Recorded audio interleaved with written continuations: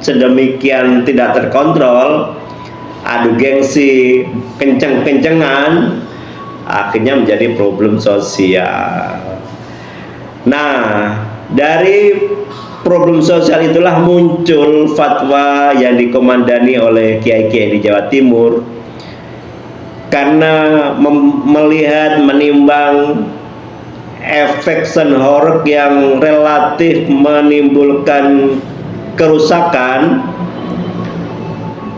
dan tidak terkontrol, maka sebagian ulama, sebagian kiai yang terkumpul dalam Basul Masail di Jawa Timur, termasuk di dalamnya MUI Jawa Timur, itu mengeluarkan fatwa bahwa sound dengan model yang melebihi kapasitas kepatutan dinyatakan haram.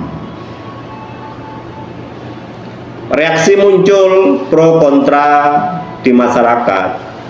Akan tetapi kita ini harus menyadari, terlepas dari kontroversi haram dan halal terkait dengan sonhor tadi, sahabat semua, kita juga harus menyadari bahwa kita ini adalah makhluk sosial, makhluk yang diciptakan oleh Allah untuk hidup secara komunal, bersama, bukan hidup nafsi-nafsi.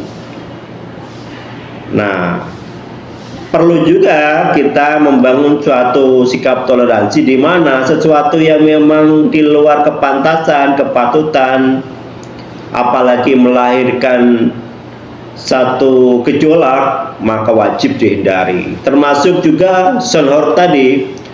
Sonhor kalau disetel di lapangan bola, memang dikhususkan event-event yang sifatnya seperti itu, mungkin orang menerima dengan biasa saja, seperti halnya dulu konser-konser musik. Tapi menjadi problem sosial